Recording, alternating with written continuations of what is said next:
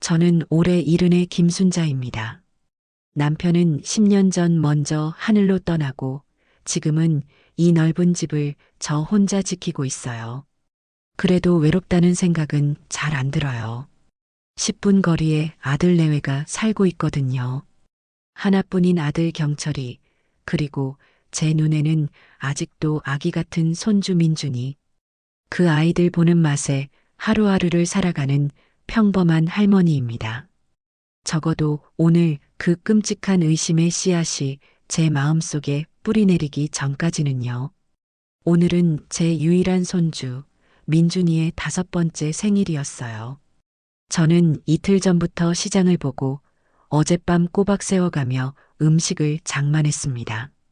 아이가 좋아하는 달콤 짭짤한 불고기와 오색 찬란한 잡채, 부드러운 동그랑땡까지 제 정성이 가득 담긴 음식들을 바리바리 싸들고 아들네 집으로 향하는 발걸음은 날아갈 듯 가벼웠습니다.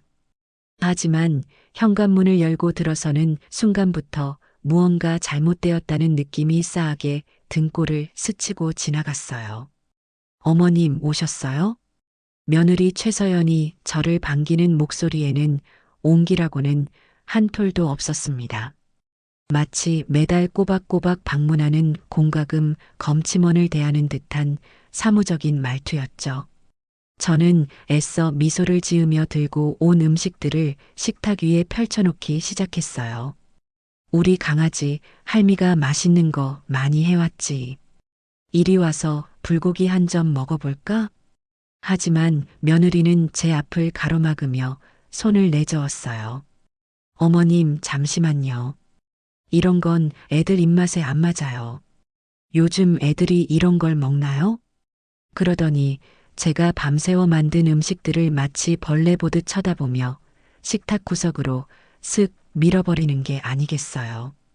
그 자리에는 이미 배달시킨 것이 분명한 피자 박스와 치킨 상자가 떡하니 자리를 차지하고 있었습니다. 기름 냄새와 인공적인 소스 향이 제가 정성껏 볶아낸 고소한 참기름 향을 무참히 짓밟아 버렸어요. 서연아, 그래도 내가 민준이 먹이려고. 됐어요, 어머님. 민준이는 피자랑 치킨이면 돼요. 어머님은 저기 소파에 앉아 계세요. 괜히 일만 복잡하게 만들지 마시고요. 며느리의 말은 비수처럼 날아와 제 가슴에 박혔습니다. 아들 경철이는 그 옆에서 안절부절 못하며 제 눈치만 살피고 있었어요. 저 착해 빠진 아들은 예나 지금이나 제 아내 앞에서는 꿀먹은 벙어리가 되곤 합니다. 결국 저는 아무 말도 못하고 소파에 멍하니 앉아 손주가 피자, 조각을 개걸스럽게 먹는 모습을 바라봐야만 했어요. 그때였습니다. 촛불을 끄고 케이크를 자르며 환하게 웃는 손주, 민준이의 얼굴이 유독 낯설게 느껴진 것은요. 그동안은 마냥 예쁘기만 해서 몰랐는데 오늘따라 아이의 얼굴이 아들 내외와는 조금도 닮지 않았다는 생각이 머리를 스쳤습니다. 쌍꺼풀이 짙고 선명한 눈, 오뚝한 콧날, 얇고 긴 입술. 제 아들 경철이는 갓난아기 때부터 저와 제 남편을 쏙 빼닮은 순박한 얼굴이었어요. 짙은 눈썹에 쌍꺼풀 없는 서글서글한 눈, 복스럽게 둥근 코를 가졌죠. 며느리 역시 눈이 크긴 하지만 저렇게 서구적인 느낌은 아니었는데 문득 아이의 얼굴 위로 생전 처음 보는 낯선 남자의 얼굴이 겹쳐 보이는 듯한 착각에 빠졌습니다. 저는 고개를 세차게 흔들었어요. 제가 늙어서 헛것을 보나 보다, 피곤해서 그런가 보다 애써 스스로를 다독였습니다. 하지만 의심은 식사 시간 내내 제 머릿속을 맴돌았어요. 며느리는 마치 제 생각을 비웃기라도 하듯 대화 내내 아들을 깎아내리기 바빴습니다.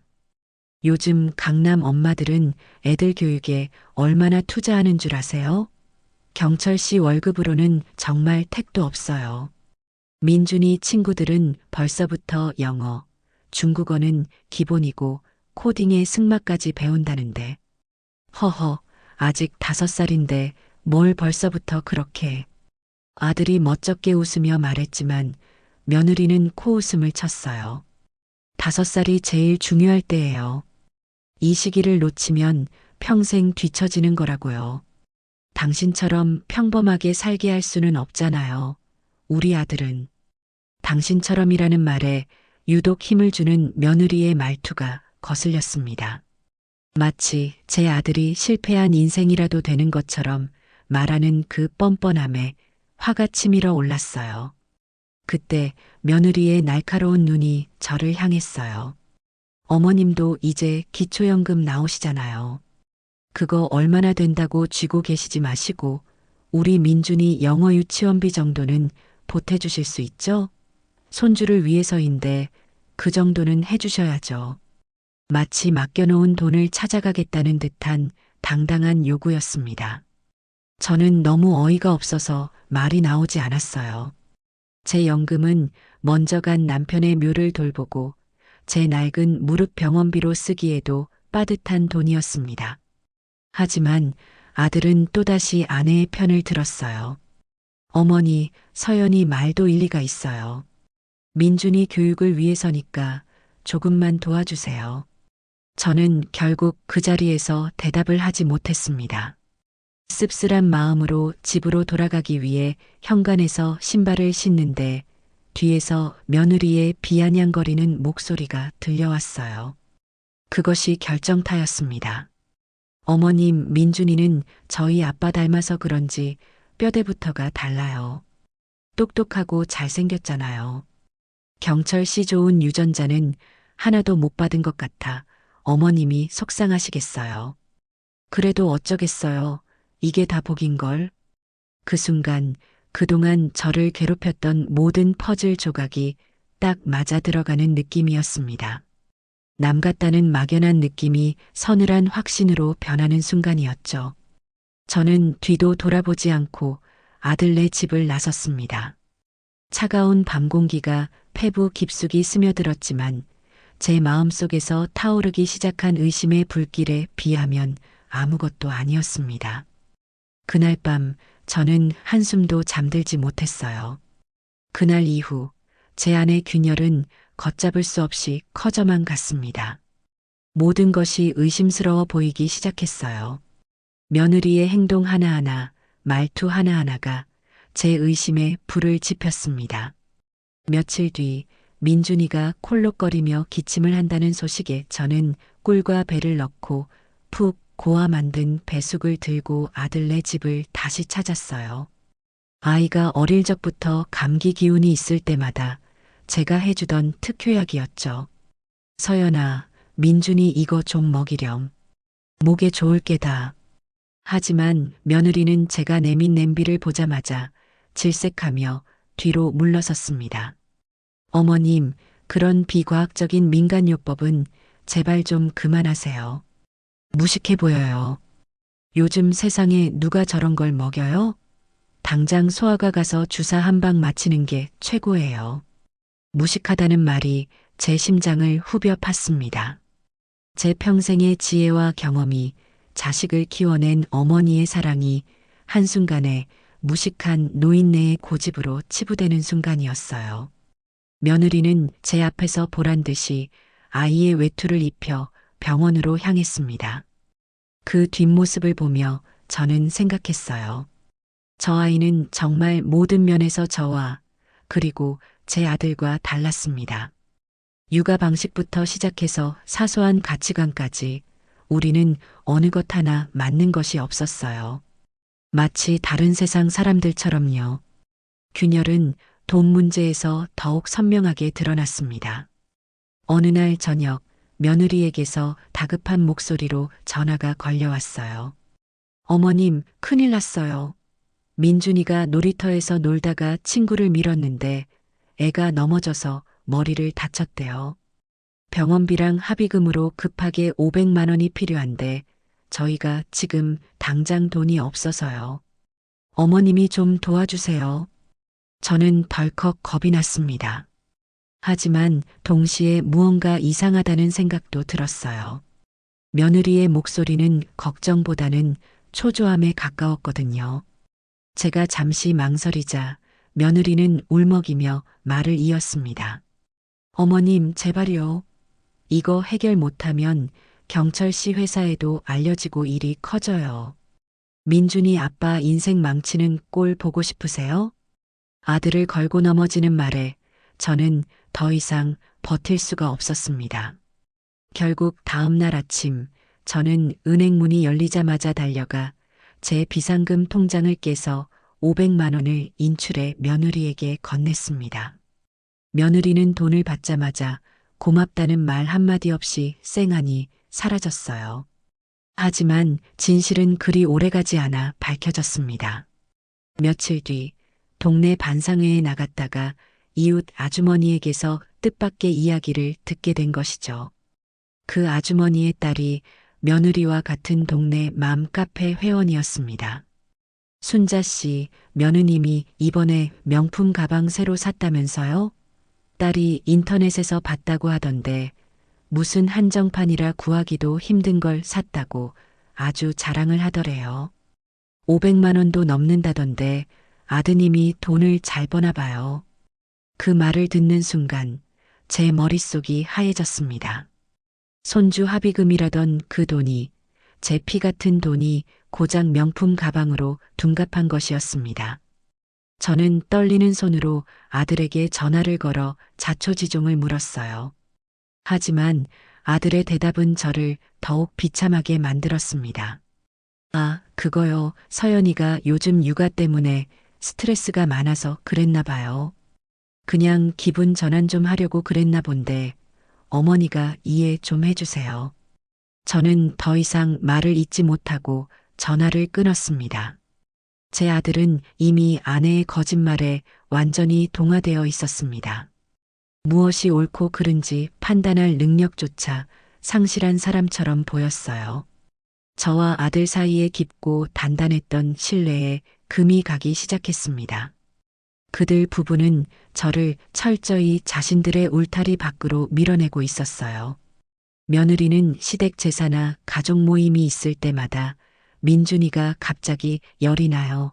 아이가 아파서 못 가겠어요 라는 뻔한 핑계를 대며 단 한 번도 참석하지 않았습니다. 하지만 주말마다 자신의 SNS에는 우리 가족 행복한 주말 여행이라는 글과 함께 화려한 사진들을 버젓이 올려놓았어요. 고급 펜션에서 바비큐 파티를 하고 유명한 카페에서 디저트를 먹는 사진들 속에서 세 사람은 세상에서 가장 행복한 가족처럼 보였습니다. 그 사진들 어디에도 제 자리는 없었어요. 우리라는 그 견고한 이름의 벽 앞에서 저는 언제나 이방인이었습니다. 그들이 말하는 가족의 범주에 저는 포함되지 않는다는 사실을 저는 너무나도 아프게 깨닫고 있었습니다. 제 존재 자체가 그들의 행복한 그림에 어울리지 않는 흠집이라 생각하는 것 같았어요. 그러던 어느 날 저는 모든 것을 끝내야겠다고 결심했습니다. 이 지긋지긋한 의심과 무시를 더는 견딜 수 없었어요. 그날은 유난히 몸이 찌뿌둥해서 하루 종일 소파에 누워 텔레비전 채널만 이리저리 돌리고 있었습니다. 별 생각 없이 보던 한 시사 프로그램에서 제 눈을 번쩍 뜨이게 하는 내용이 나오고 있었어요. 바로 유전자 검사에 대한 이야기였습니다. 요즘은 기술이 발달해서 머리카락 몇 올이나 사용했던 칫솔만 있어도 99.9% 정확도로 친자 확인이 가능합니다. 전문가의 말 한마디 한마디가 제 귓가에 천둥처럼 울렸습니다. 칫솔, 머리카락. 그 순간 제 머릿속에 번개처럼 하나의 계획이 스쳐 지나갔어요. 설마 하는 두려움과 역시 하는 기대감이 제 속에서 거세게 충돌했습니다. 만약, 정말 만약에 민준이가 내 아들의 아이가 아니라면? 상상만으로도 끔찍한 일이었지만 동시에 이 모든 상황을 설명할 수 있는 유일한 열쇠이기도 했습니다. 그날 밤 저는 잠을 이루지 못하고 장롱을 뒤지기 시작했어요. 무언가에 홀린 듯 먼저 세상을 떠난 남편의 유품들을 하나씩 꺼내 보았습니다. 낡은 양복, 손때 묻은 만년필, 그리고 빛바랜 앨범. 저는 떨리는 손으로 앨범을 펼쳤습니다. 그 속에는 갓난아기였던 제 아들, 경철이의 사진이 가득했어요. 저를 닮아 동그란 얼굴, 남편을 닮아 짙은 눈썹. 누가 봐도 우리 부부의 아이였습니다. 저는 휴대폰을 꺼내 얼마 전 민준이 생일날 찍었던 사진을 열었습니다. 그리고 두 사진을 나란히 놓고 비교해 보았어요. 보면 볼수록 기가 막혔습니다. 닮은 구석이라곤 눈을 씻고 찾아봐도 없었어요. 피부색, 머리카락의 질감, 귀 모양까지 모든 것이 달랐습니다. 만약 남편이 살아있었다면 이 아이를 보고 얼마나 기뻐했을까요? 첫 손주라며 온 동네에 자랑하고 다니셨을 겁니다. 그런데 만약 이 아이가 내 핏줄이 아니라면 그것은 먼저 간 남편과 살아있는 내 아들, 두 사람 모두를 기만하는 끔찍한 죄악이었습니다. 저는 더 이상 이 추악한 의심을 가슴에 품고 살아갈 수 없다고 결심했어요. 내 아들의 인생을 위해서, 그리고 먼저 간 남편의 명예를 위해서라도 저는 진실을 밝혀야만 했습니다. 저는 수첩을 꺼내 낮에 텔레비전에서 보았던 유전자 검사 기관의 번호를 조용히 적어 내려갔습니다. 제 손은 조금도 떨리지 않았어요. 며칠 뒤 저는 비밀 작전을 개시했습니다. 김치와 밑반찬 몇 가지를 만들었다는 핑계로 아들네 집을 찾아갔어요. 제 손에는 반찬통뿐만 아니라 만일을 대비해 가방 속에 넣어둔 새 칫솔 2개가 들어 있었습니다. 이번 방문의 진짜 목적은 바로 그것이었으니까요. 어머님, 또 뭘 이런 걸 해오셨어요? 저희 이제 반찬 사 먹는다고 말씀드렸잖아요. 냉장고에 자리도 없는데. 며느리는 현관문을 열자마자 노골적으로 귀찮다는 표정을 지었습니다. 저는 애써 태어난 척 웃으며 집 안으로 들어섰어요. 그래도 엄마가 해준 집밥이 최고지. 경철이 너 좋아하는 장조림도 했다. 아들은 어색하게 웃으며 제게서 반찬통을 받아들었습니다. 저는 자연스럽게 거실을 둘러보며 기회를 엿봤어요. 그때 며느리의 휴대폰이 요란하게 울리기 시작했습니다. 자기야. 웬일이야 이 시간에? 며느리는 저를 힐끗 쳐다보더니 콧소리를 내며 방으로 쏙 들어가 버렸습니다. 바로 지금이었습니다. 저는 아들에게 화장실 좀 다녀오겠다고 말하고는 욕실로 향했어요. 심장이 쿵쾅거리며 제 귀에까지 그 소리가 들리는 것 같았습니다. 욕실 칫솔꽂이에는 어른 칫솔 2개와 아이 칫솔 하나가 나란히 꽂혀 있었어요. 저는 재빨리 아들의 칫솔과 손주 민준이의 칫솔을 꺼내 미리 준비해간 비닐봉지에 담았습니다. 그리고 가방에서 새 칫솔을 꺼내 원래 자리에 꽂아두었어요. 모든 것은 순식간에 일어났습니다. 작전을 성공적으로 마쳤다는 안도감에 저는 가슴을 쓸어내리며 욕실을 나섰습니다. 현관으로 향하는데 닫힌 방문 너머로 며느리가 통화하는 소리가 희미하게 새어나왔어요. 저는 저도 모르게 그 자리에 멈춰서서 귀를 기울였습니다. 걱정 마, 자기. 우리 민준이는 당연히 자기 아들이지. 이경철 그 바보는 그냥 돈이나 벌어오면 돼. 자기가 진짜 아빠인 거 걘 평생 모를걸? 의심 같은 거 할 줄도 모르는 바보잖아. 그 말을 듣는 순간 제 세상이 무너져 내리는 것 같았습니다. 심장이 바닥으로 곤두박질 치고 온몸의 피가 차갑게 식는 느낌이었어요. 며느리가 말하는 자기는 누구이며 진짜 아빠는 또 누구란 말인가. 저는 벽을 짚고 서서 겨우 몸을 가눴습니다. 가방 속에 든 칫솔 2개가 천근만근처럼 무겁게 느껴졌어요. 저는 어떻게 집을 빠져나왔는지 기억이 나지 않습니다. 정신을 차렸을 때 저는 유전자 검사 센터 앞에 서 있었어요. 더 이상 망설일 이유가 없었습니다. 저는 떨리는 손으로 접수 서류를 작성하고 피눈물 같은 심정으로 칫솔이 담긴 비닐봉지를 직원에게 건넸습니다. 결과는 일주일 뒤에 나옵니다. 전화로 먼저 알려드릴게요. 직원의 기계적인 목소리를 들으며 저는 생각했습니다. 앞으로의 일주일은 제 인생에서 가장 길고 끔찍한 시간이 될 것이라고요. 그날 이후 저는 하루하루를 피 말리는 심정으로 보냈습니다. 지옥 같은 일주일이었어요. 매일 밤 악몽에 시달렸습니다. 낯선 남자의 손을 잡고 웃는 며느리의 모습, 그리고 그 옆에서 아빠 라고 외치며 달려가는 민준이의 모습이 꿈속에서 저를 괴롭혔어요. 잠에서 깨어나면 온몸이 식은땀으로 젖어 있곤 했습니다. 하루에도 12번씩 마음이 바뀌었어요. 이건 미친 짓이야. 그냥 덮어두는 게 맞아. 진실을 알게 되면 내 아들은 어떻게 되는 거지? 하며 검사를 취소하고 싶은 충동에 휩싸이다가도 아니, 저 악랄한 것들을 이대로 둘 순 없어. 내 아들을 저 구렁텅이에서 구해내야 해라며 이를 갈았습니다.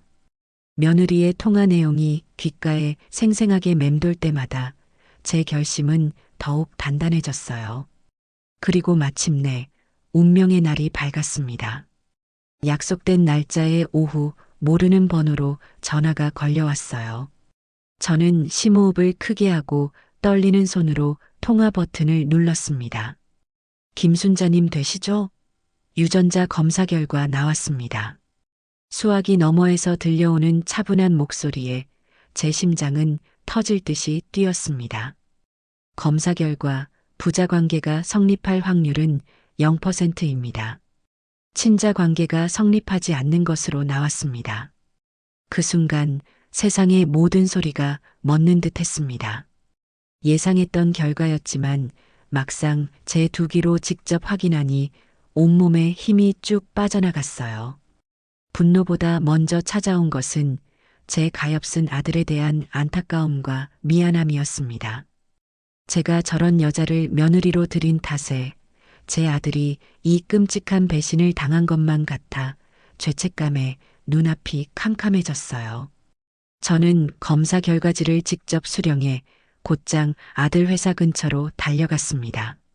퇴근하는 아들을 붙잡고 근처 카페로 들어가 차마 입이 떨어지지 않는 그 말을 어렵게 꺼냈어요. 경철아, 민준이 네 아들 아니래. 하지만 제 예상과 달리 아들은 제 말을 믿지 않았습니다. 오히려 저를 이상한 사람 취급하며 화를 냈어요. 어머니, 지금 제정신이세요? 어떻게 그런 끔찍한 의심을 하세요? 말도 안 되는 소리 하지 마세요. 서연이가 이 사실을 알면 얼마나 상처받겠어요. 아들은 며느리가 받을 상처만을 걱정하고 있었습니다. 저는 너무나도 기가 막혀 품속에서 유전자 검사 결과지를 꺼내 아들 눈앞에 펼쳐 보였습니다. 하지만 아들은 결과지를 제대로 보려고도 하지 않고 고개를 돌려버렸어요. 이런 거 다 조작일 뿐이에요. 어머니가 서연이를 미워해서 이런 짓까지 하시는 거잖아요. 그때 깨달았습니다. 제 아들은 이미 며느리라는 거미가 쳐놓은 거짓의 그물에 단단히 올가매어 현실을 직시할 용기조차 잃어버렸다는 것을요. 저는 그 자리에서 깊은 절망감을 느꼈습니다. 이것은 생각보다 훨씬 더 길고 힘든 싸움이 될 것 같았어요. 하지만 저는 포기할 수 없었습니다. 제 아들을 위해서 저는 절대로 물러설 수 없었어요. 제 아들은 판도라의 상자가 열리기 직전의 공포를 외면하고 있었습니다. 제 손에 들린 진실의 무게를 애써 부정하며 아슬아슬하게 유지되던 거짓된 평화의 뚜껑을 닫으려 안간힘을 쓰고 있었어요.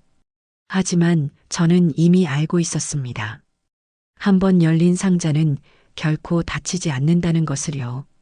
상자 안에서 나온 것이 희망이 아닌 절망이라 할지라도 우리는 그것을 똑똑히 마주해야만 했습니다.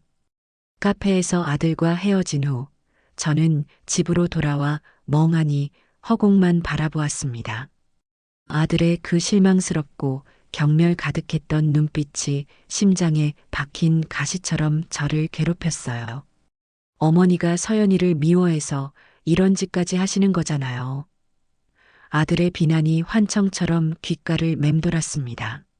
제가 평생을 바쳐 키운 아들이 고작 몇 년 함께 산 여자 때문에 저를 이토록 불신하고 원망하게 되다니 억장이 무너지는 심정이었습니다. 하지만 슬픔에 잠겨 있을 수만은 없었어요. 제 아들은 지금 맹독을 가진 뱀에게 물린 채 그 뱀이 자신을 사랑한다고 착각하고 있는 것이나 다름없었습니다. 어미인 제가 그 독을 빼내주지 않으면 제 아들은 서서히 죽어갈 것이 분명했어요. 정신을 차려야 했습니다. 저는 곧바로 아들에게서 이야기를 전해 들었을 며느리의 반응을 예상하기 시작했습니다. 분명 가만히 있지 않을 것이었어요. 아마도 눈물 콧물을 쏟아내며 자신이 세상에서 가장 억울한 피해자인 것처럼 연기하며 아들을 더욱 올가맬 것이 뻔했습니다. 아니나 다를까 그날 저녁 저희 집 초인종이 미친 듯이 울리기 시작했어요. 인터폰 화면에는 눈이 벌겋게 충혈된 채 금방이라도 저를 잡아먹을 듯이 노려보는 며느리와 그 뒤에서 어쩔 줄 몰라 하는 아들이 서 있었습니다. 저는 문을 열어주지 않았어요. 저런 짐승 같은 몰골을 한 며느리를 집 안에 들이고 싶지 않았습니다. 어머님, 문 여세요. 안에 계신 거 다 알아요. 문 열고 제 얼굴 보고 말씀하세요. 며느리는 현관문을 발로 쿵쿵 차며 악을 썼습니다. 동네가 떠나갈 듯한 고성의 이웃들이 하나둘 창문을 열고 내다보는 것이 느껴졌어요. 무슨 짓이냐? 남의 집 앞에서 이 무슨 추태야? 제가 인터폰 너머로 차갑게 말하자 며느리는 더욱 길길이 날뛰었어요. 추태요? 지금 이 상황을 만들어 놓고 추태라고 하세요? 어머님이 노망 나셨어요? 멀쩡한 우리 아들 데리고 무슨 끔찍한 모함을 하시는 거예요? 제가 뭘 그렇게 잘못했다고 저한테 이러세요? 그러면서 갑자기 바닥에 주저앉아 서럽게 울부짖기 시작했습니다. 훌륭한 연기였어요. 지나가던 사람이 봤다면 제가 아주 악독한 시어머니고 며느리는 그저 가련한 피해자인 줄로만 알았을 겁니다. 아들은 그 옆에서 여보, 이러지 마. 일단 일어나, 어머니, 문 좀 열어주세요. 저희 이야기 좀 해요라며 쩔쩔매고 있었어요. 저는 그 광경을 묵묵히 지켜보다가 조용히 말했습니다. 네 아들이라고 했니? 그렇다면 네가 직접 증명해 보이거라. 나와 내 아들, 그리고 너와 민준이 다 같이 가서 다시 유전자 검사를 받자. 만약 내 검사가 잘못된 것이라면 내가 이 자리에서 너에게 무릎 꿇고 사죄하마. 하지만 결과가 똑같이 나온다면 그때는 네가 내 아들 인생에서 깨끗이 사라지는 게다. 어떠냐, 내 제안이. 제 말에 며느리의 울음소리가 순간 뚝 그쳤습니다. 동공과 지진이라도 난 듯 흔들리는 것이 인터폰 화면을 통해서도 선명하게 보였어요. 재검사를 하자는 말에는 차마 동의하지 못하는 것이겠지요.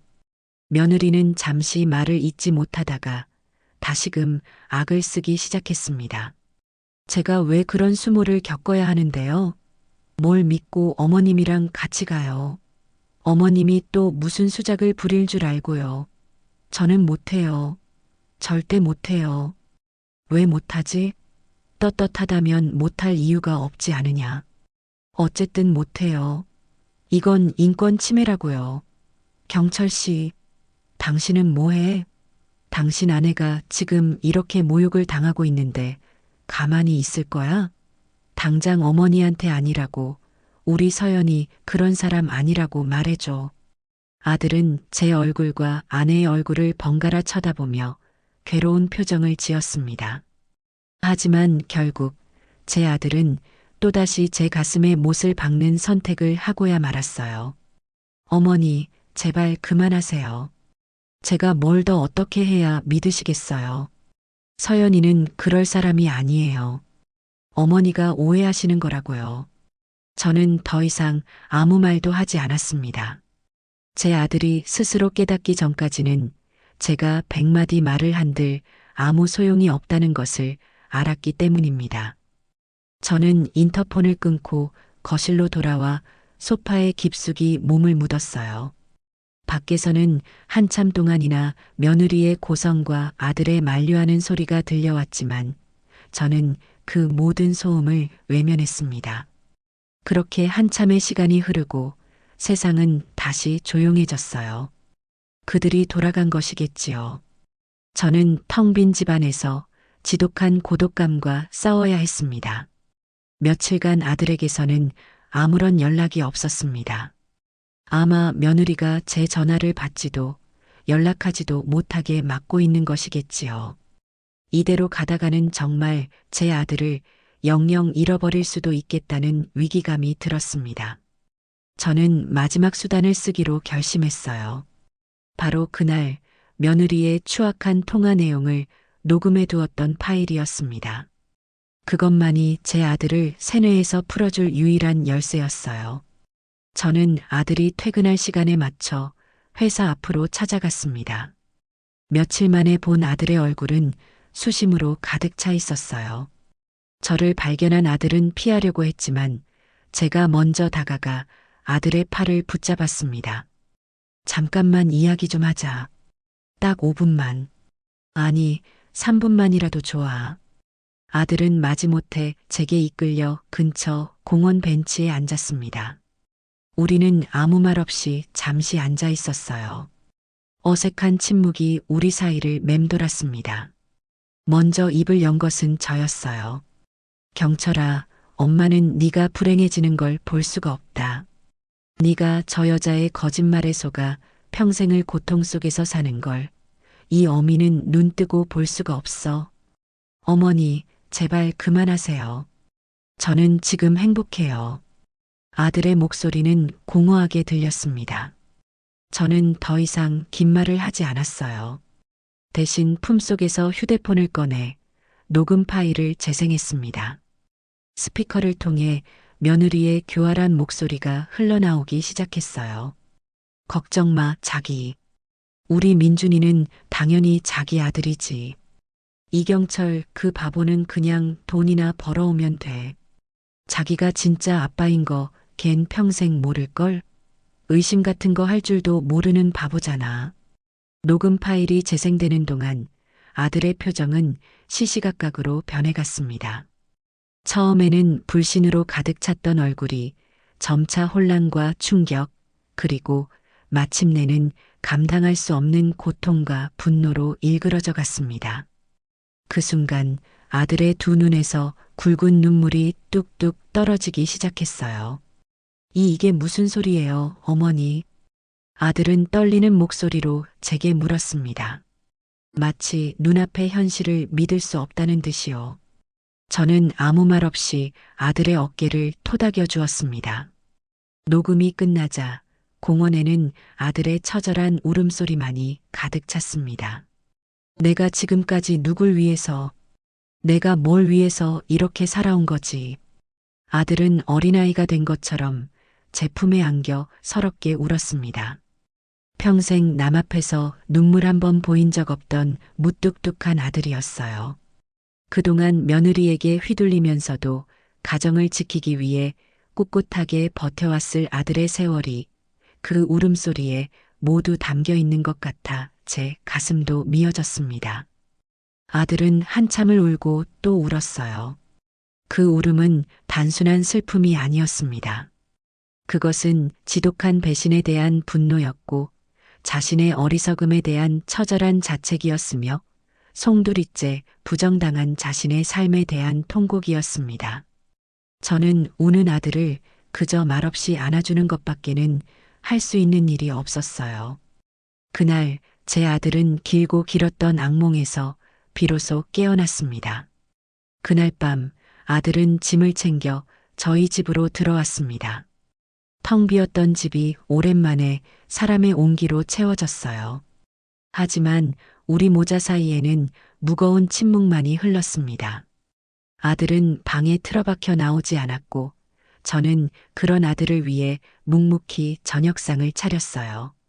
모든 진실을 알게 된 아들이 앞으로 어떤 선택을 할지 저는 그저 지켜볼 수밖에 없었습니다. 다음 날 아침 퉁퉁 부은 눈으로 방에서 나온 아들은 제 앞에 무릎을 꿇었습니다. 어머니, 제가 다 잘못했어요. 어머니 마음 아프게 한 거 정말 죄송해요. 저는 그런 아들을 일으켜 세워 따뜻하게 안아주었습니다. 이제라도 진실을 알았으니 그걸로 된 것이었어요. 하지만 우리의 고통은 아직 끝나지 않았습니다. 며느리와의 악연을 끊어내는 일이 남아 있었으니까요. 마음을 추스르기 위해 저는 먼저 세상을 떠난 남편의 유품을 정리하기 시작했어요. 남편이 쓰던 서재는 그가 떠난 10년 전 모습 그대로였습니다. 책상 위에 놓인 돋보기, 손때 묻은 만년필, 그리고 책장에 빼곡히 꽂힌 책들. 모든 것이 남편의 흔적으로 가득 차 있었어요. 먼지를 닦아내고 책들을 정리하던 중 저는 책장 깊숙한 곳에서 낡고 두꺼운 노트 한 권을 발견했습니다. 남편의 일기장이었어요. 남편은 제가 아는 그 누구보다 성실하고 꾸밈 없는 사람이었지만 일기를 쓴다는 사실은 저도 처음 알았습니다. 떨리는 손으로 일기장의 첫 장을 넘겼습니다. 거기에는 며느리가 임신했다는 소식을 처음 들었던 날의 기쁨이 고스란히 적혀 있었어요. 오늘 경철이에게서 전화가 왔다. 서연이가 임신을 했단다. 내 나이 65에 드디어 할아버지가 되는구나. 하늘에 있는 당신도 보고 있소? 우리가 드디어 할머니, 할아버지가 된다오. 너무 기뻐서 눈물이 다 나는 날이다.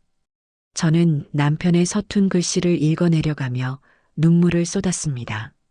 한 장 한 장 넘길수록 손주를 기다리던 남편의 설렘과 기대가 절절하게 느껴졌어요.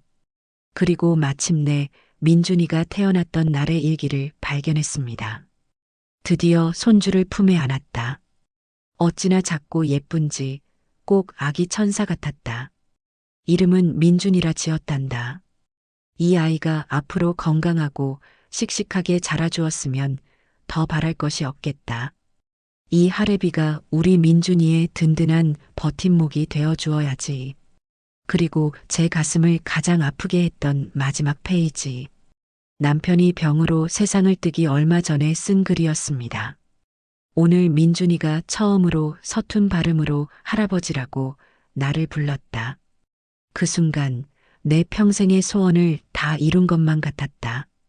비록 내가 이 아이가 커서 훌륭한 사람이 되는 것을 끝까지 지켜보지는 못하겠지만 하늘에서나마 우리 민준이를 항상 지켜줄 것이다. 사랑한다. 내 손주야. 저는 일기장을 가슴에 끌어안고 통곡했습니다. 남편이 느꼈을 그 가짜 행복과 기쁨이 이제는 날카로운 칼이 되어 제 심장을 도려내는 것 같았어요. 이 모든 것이 거짓이었다는 것을 알게 되면 하늘에 있는 남편이 얼마나 원통해야 할까요? 분노가 치밀어 올랐습니다. 제 슬픔은 이내 차가운 분노로 변해갔어요. 저는 더 이상 망설이지 않기로 했습니다.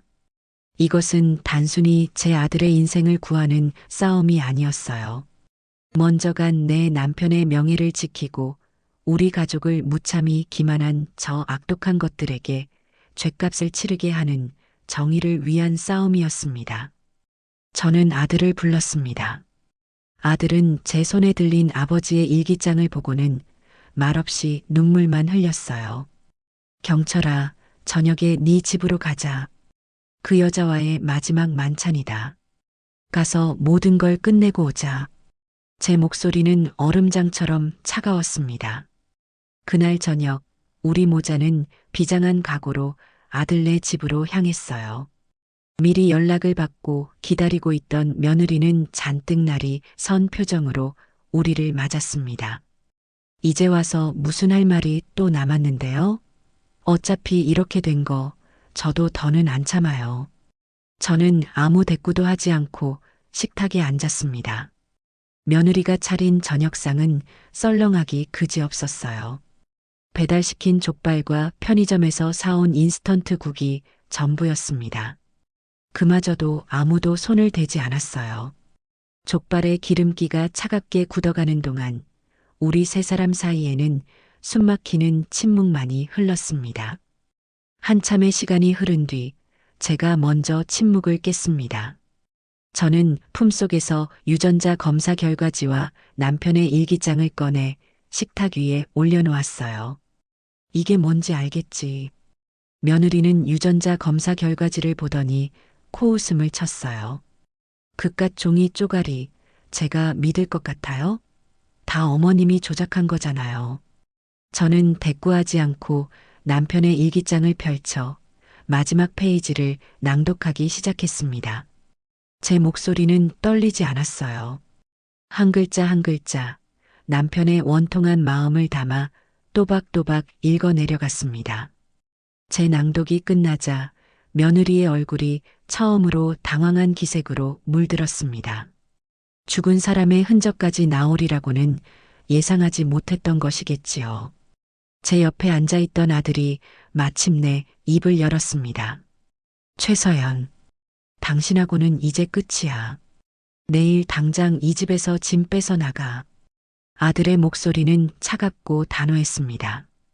더 이상 과거에 무르고 약한 남자가 아니었어요. 그제야 상황이 심상치 않다는 것을 깨달은 며느리의 태도가 돌변하기 시작했습니다. 뭐, 나가라고?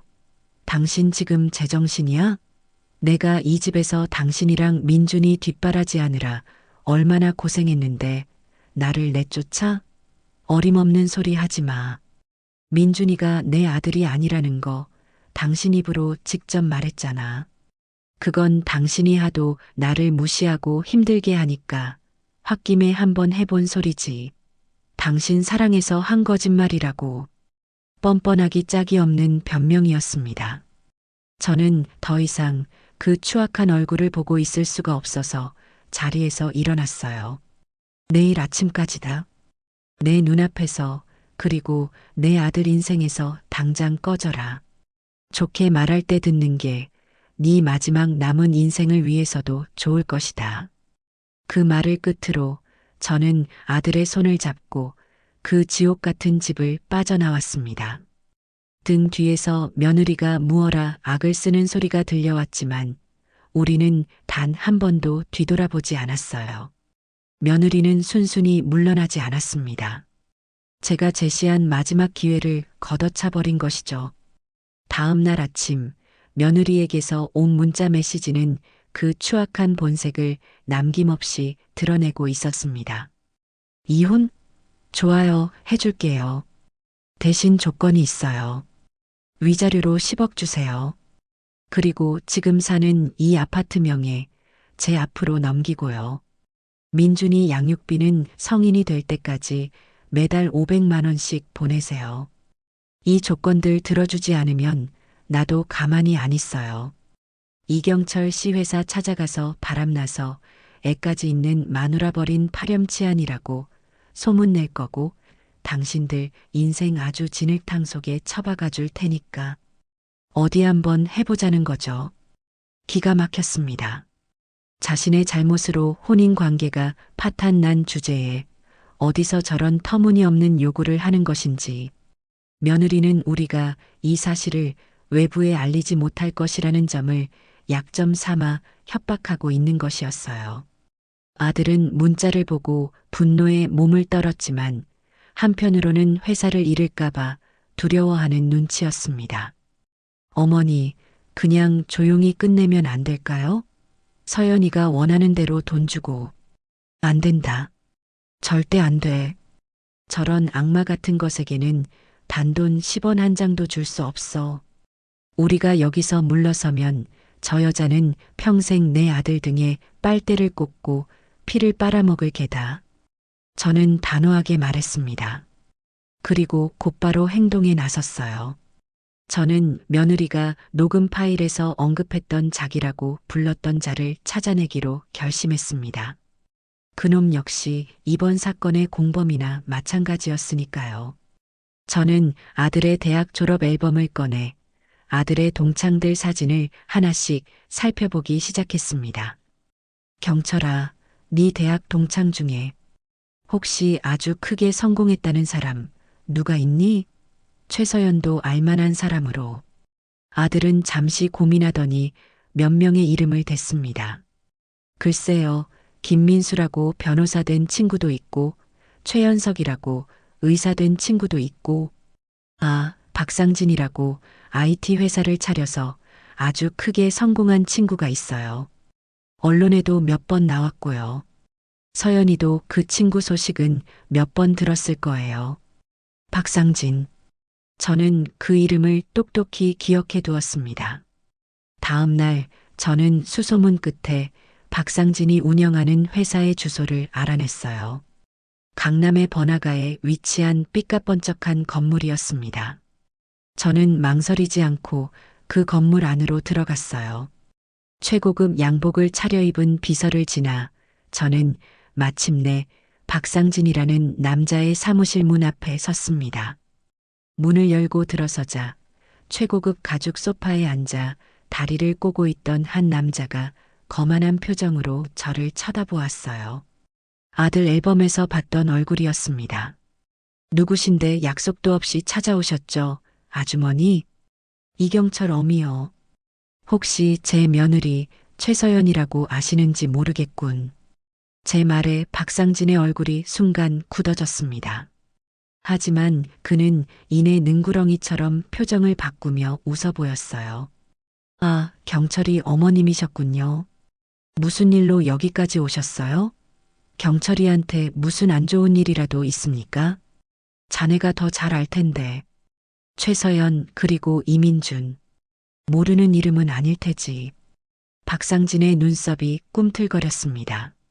그는 잠시 저를 뜯어보더니 뻔뻔하게도 딱 잡아댔어요. 무슨 말씀을 하시는 건지 모르겠네요. 최서연이라는 여자는 경철이 아내분이라는 것만 알지 개인적으로는 전혀 모르는 사이입니다. 혹시 두 사람 사이에 무슨 문제라도 생겼나요? 그 태연한 거짓말에 저는 실소를 금할 수 없었습니다. 저는 품속에서 며느리의 통화가 녹음된 휴대폰을 꺼내 그의 책상 위에 올려놓았어요. 이걸 듣고도 그런 말이 나올까? 당신 아들이니 당신이 책임지고 데려가. 내 아들 인생 더는 망치지 말고. 하지만 박상진은 눈 하나 깜짝하지 않았습니다. 오히려 저를 비웃으며 말했어요. 아주머니, 설사 그 아이가 제 아이가 맞다고 칩시다. 그래서요? 법적으로 저한테는 아무 책임이 없어요. 아시겠어요? 그 여자가 유부녀인 줄 알았겠냐고요. 저는 그저 불쌍한 피해자일 뿐입니다. 모든 책임은 당신 아들을 속인 그 여자와 그 여자한테 속아 넘어간 당신 아들에게 있는 거죠. 그러니 두 분이서 알아서 해결하세요. 괜히 저까지 끌어들이지 마시고요. 저는 그 자리에서 아무 말도 할 수 없었습니다. 인간의 탈을 쓴 짐승이 바로 저런 모습일까 싶었어요. 저는 조용히 휴대폰을 챙겨 자리에서 일어났습니다. 그래, 잘 알겠다. 법대로 하자꾸나. 너희 둘, 내가 반드시 내 손으로 지옥에 쳐넣어 줄 테니. 그 말을 남기고 저는 박상진의 사무실을 나왔습니다. 이제 감정 싸움은 끝났어요. 저 추악한 것들은 오직 법의 심판으로만 다스릴 수 있다는 것을 깨달았습니다. 저는 집으로 돌아오자마자 텔레비전 법률 프로그램에서 눈여겨봐 두었던 이혼 전문 변호사에게 전화를 걸었어요. 이제 길고 긴 전쟁의 서막이 올랐습니다. 저는 제 모든 것을 걸고 이 싸움에서 반드시 이길 것이었어요. 변호사 사무실의 문을 열고 들어서는 순간 저는 제가 평생 살아온 세상과는 전혀 다른 공기를 느꼈습니다. 향긋한 원두커피 향과 묵직한 법전의 잉크 냄새, 그리고 쉴 새 없이 울리는 전화벨 소리. 그곳은 차가운 이성과 뜨거운 감정이 치열하게 맞부딪히는 전쟁터의 사령부 같았어요. 제 앞에는 텔레비전에서 보았던 것보다 훨씬 더 다부지고 날카로운 눈빛을 한 젊은 여성 변호사가 앉아 있었습니다. 어머님, 그리고 이경철 선생님. 우선 여기까지 오시느라 정말 고생 많으셨습니다. 변호사는 우리 모자에게 따뜻한 차를 건네며 말했어요. 하지만 그녀의 눈빛만큼은 얼음장처럼 차갑고 냉철했습니다. 저는 그 눈빛에서 희망을 보았어요. 제가 그동안 모아온 자료들입니다. 저는 가방에서 유전자 검사 결과지와 녹음 파일이 담긴 휴대폰, 그리고 남편의 일기장, 사본까지 모두 꺼내 테이블 위에 올려놓았습니다. 변호사는 자료들을 꼼꼼하게 검토하는 내내 한 번도 놀라거나 당황하는 기색이 없었어요. 오히려 그녀의 입가에는 옅은 미소마저 감돌았습니다. 어머님, 이건 우리가 이길 수밖에 없는 싸움이네요. 증거가 이렇게나 명확하니까요. 하지만 방심해서는 안 됩니다. 저쪽에서는 분명히 이 모든 증거가 조작되었다며 물고 늘어질 거예요.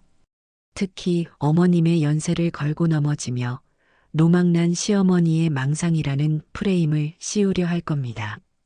그럼 어떻게 해야 하죠, 변호사님? 저희가 불리한 건가요? 아들 경철이가 불안한 목소리로 물었습니다. 변호사는 그런 아들을 안심시키듯 부드럽게 웃어 보였어요. 아니요, 전혀요. 오히려 그럴수록 우리에게는 더 좋습니다. 저들이 거짓말을 하면 할수록 나중에 진실이 밝혀졌을 때 더 큰 죗값을 치르게 될 테니까요. 지금부터는 누구도 반박할 수 없는 객관적인 증거들을 추가로 확보해야만 합니다. 법정은 감정에 호소하는 곳이 아니라 사실과 증거로 말하는 곳이니까요. 그녀의 첫 번째 목표는 아들 내외가 살던 아파트의 주차장 CCTV 영상이었습니다. 내연남인 박상진의 동선을 파악하는 것이 급선무였죠. 돈이 얼마가 들어도 좋습니다. 변호사님, 제 아들의 억울함을 풀어주고 저 악독한 것들에게 반드시 죗값을 치르게만 해주세요. 제 단호한 말에 변호사는 고개를 끄덕였습니다. 걱정 마세요, 어머님. 제가 모든 것을 제자리로 돌려놓겠습니다. 하지만 증거를 확보하는 과정은 처음부터 난관에 부딪혔습니다. 변호사와 함께 찾아간 아파트 관리사무소에서 콧수염을 기른 관리소장은 완강하게 고개를 저었어요. 아이고, 어머님. 저희도 규정이라는 게 있어서요. 입주민의 사생활이 담긴 영상을 아무에게나 보여드릴 수는 없습니다. 법원의 영장이라도 가져오시기 전에는 절대 안 돼요. 저도 여기서 잘립니다. 소장님, 제발 부탁드립니다. 제 인생이 걸린 문제입니다. 한 번만. 아들이 애처롭게 사정했지만 관리소장은 요지부동이었습니다. 결국 우리는 첫 번째 시도에서 빈손으로 물러나야만 했어요. 관리사무소를 나오며 아들이 힘없이 말했습니다. 어머니, 그냥 포기할까요? 저 사람들 저렇게 완강한데 우리가 어떻게 이기겠어요? 저는 아들의 등짝을 세게 후려쳤습니다. 이놈아, 정신 안 차릴래? 이것 봐라, 경철아. 진실을 밝히고 정의를 얻는다는 건 이렇게 힘겹고 어려운 거다. 여기서 포기하면 저 거짓말쟁이들의 세상이 되는 거라고. 고작 이 정도에 무너질 거면 시작도 안 했어. 제 호통에 아들은 고개를 푹 숙였습니다. 변호사는 그런 우리를 보며 조용히 미소 지었어요. 어머님 말씀이 맞습니다. 이제 시작일 뿐이에요. 제가 바로 법원에 증거보전 신청을 넣겠습니다. 며칠만 기다려 주시죠. 변호사의 말대로 며칠 뒤 우리는 판사가 발부한 명령서를 손에 쥘 수 있었습니다. 하얀 종이 위에 찍힌 붉은 직인의 힘은 생각보다 강력했어요. 관리소장은 법원 명령서를 보더니 더는 아무 말도 못하고 마지못해 저희를 지하의 방제실로 안내했습니다. 먼지와 곰팡이 냄새가 뒤섞인 좁은 방제실. 수십 개의 흑백 모니터가 깜빡이는 그곳에서 우리는 지난 몇 주간의 기록을 샅샅이 뒤지기 시작했습니다.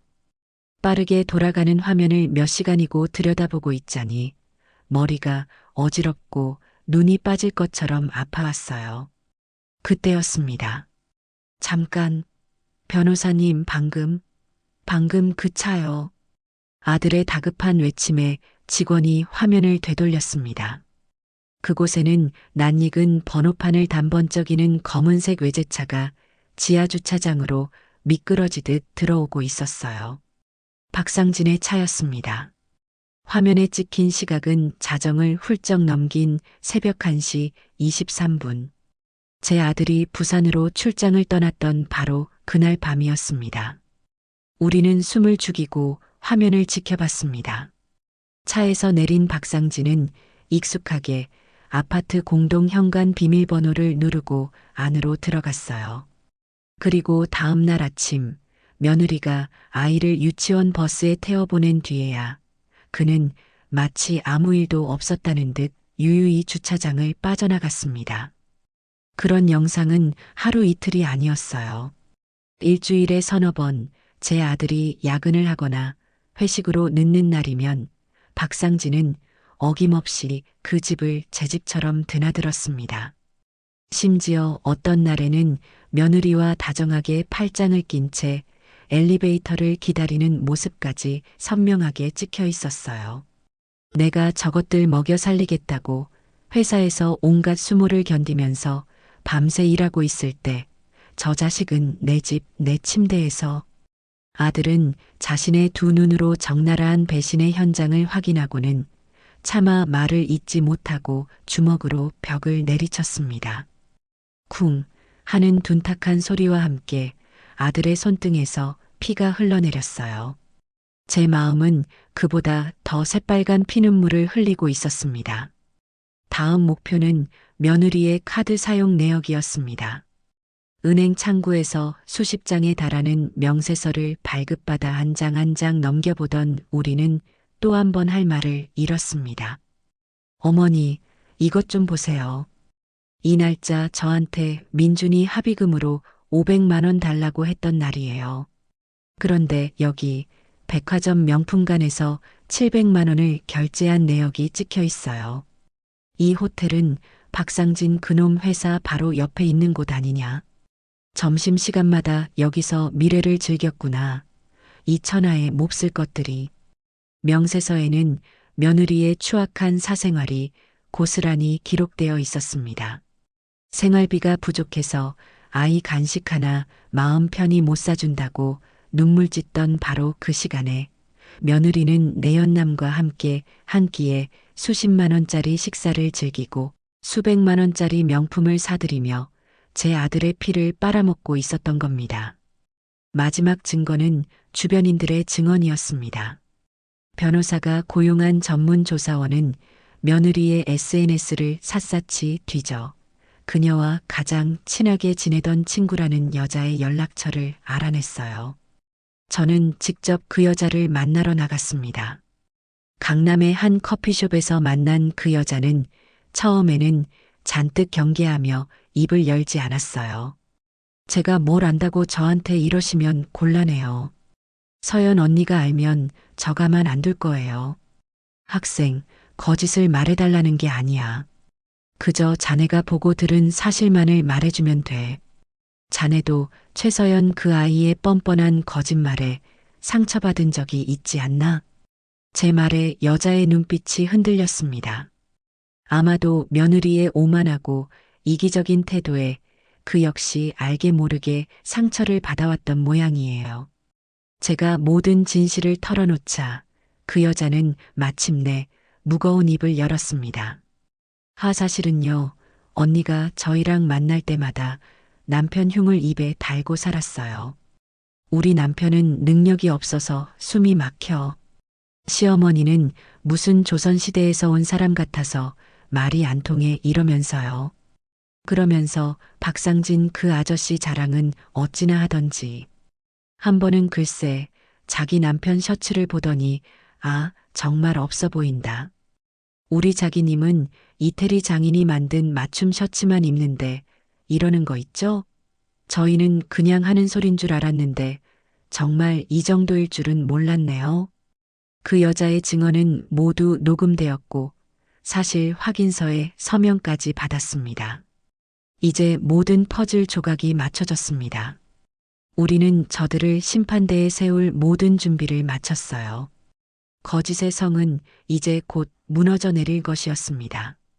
마침내 법정의 두꺼운 문이 열리고 첫 재판이 시작되었습니다. 차갑고 엄숙한 공기가 폐부 깊숙이 스며드는 것 같았어요. 제 반대편 피고석에는 검은색 원피스를 입고 잔뜩 수척해진 얼굴로 앉아있는 며느리가 보였습니다.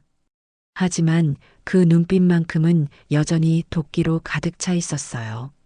먼저 친자 확인 소송부터 진행되었습니다.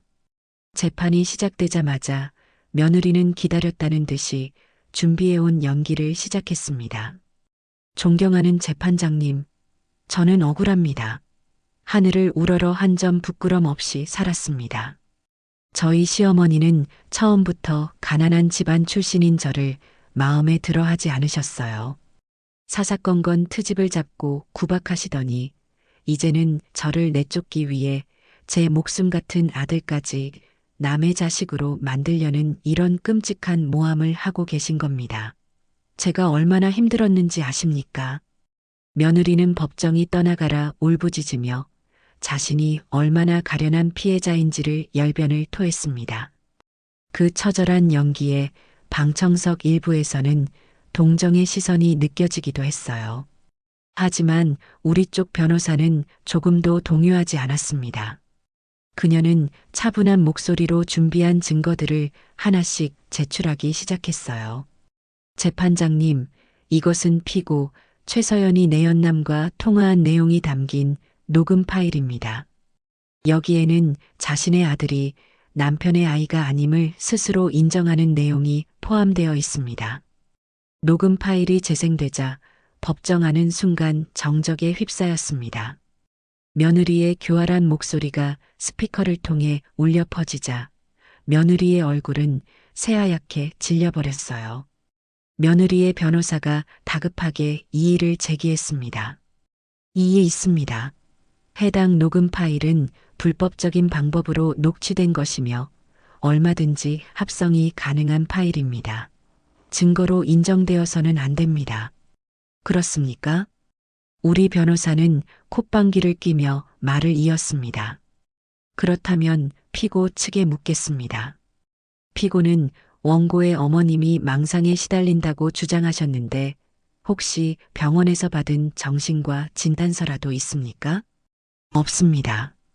그렇다면 이 모든 것이 오해와 조작이라고 주장하신다면 법원의 공식적인 유전자 재검사를 거부할 이유가 없지 않습니까? 떳떳하다면 지금 당장 재검사에 응하시겠습니까? 변호사의 날카로운 질문에 며느리는 아무 대답도 하지 못하고 입술만 깨물었습니다. 재판장님은 그 모든 상황을 지켜본 뒤 엄숙한 목소리로 판결했어요. 법원의 권위로 명합니다. 법원에서 지정하는 기관에서 공식적으로 유전자 검사를 다시 진행하도록 하십시오. 양측은 모두 결과에 이해 없이 따르도록 하세요. 한 달 뒤 법정은 다시 열렸습니다. 재판장님의 손에는 국립과학수사연구원의 이름이 찍힌 노란 봉투가 들려 있었어요. 법정 안의 모든 사람들이 숨을 죽였습니다. 검사 결과 원고 이경철과 사건 본인 이민준 사이의 부자 관계는 성립하지 않는 것으로 확인되었습니다. 친자 확률 0%입니다. 재판장님의 말이 떨어지는 순간 며느리는 으악 하는 비명과 함께 그 자리에 쓰러졌습니다. 방청석에서는 어머나 세상에 하는 탄식이 터져 나왔어요. 모든 것이 끝난 순간이었습니다. 곧이어 열린 이혼 및 위자료 청구 소송은 그야말로 일방적인 학살극이었습니다. 우리 변호사는 법정의 대형 스크린을 통해 우리가 확보한 증거들을 하나씩 공개했습니다. 재판장님, 지금부터 화면을 통해 피고 최서연의 부정행위를 입증하는 CCTV 영상을 재생하겠습니다. 스크린에는 며느리가 박상진과 다정하게 팔짱을 끼고 아파트 엘리베이터를 기다리는 모습, 심야에 박상진의 차가 주차장으로 들어오는 모습이 반복해서 상영되었습니다. 다음으로는 수십 장에 달하는 카드 명세서가 화면을 가득 채웠어요. 피고 남편에게 생활비가 부족하여 아이 병원비가 없다고 말했던 바로 그날 이 명품 가방을 730만 원에 구매한 것이 맞습니까? 변호사의 추궁에 며느리는 고개를 숙인 채 기억나지 않습니다라는 말만 앵무새처럼 되풀이했습니다. 마지막으로 법정에는 며느리 친구의 증언이 담긴 녹음 파일이 울려 퍼졌어요. 내 남편은 ATM이고 내 진짜 사랑은 따로 있다. 그 말을 끝으로 모든 상황은 정리되었습니다. 재판장님은 굳은 표정으로 판결문을 읽어 내려갔습니다. 그 목소리는 천둥과도 같았어요. 피고 최서연과 박상진의 행위는 단순한 부정을 넘어 한 가정을 기만하고 파괴한 반사회적 범죄 행위에 가깝다고 판단됩니다.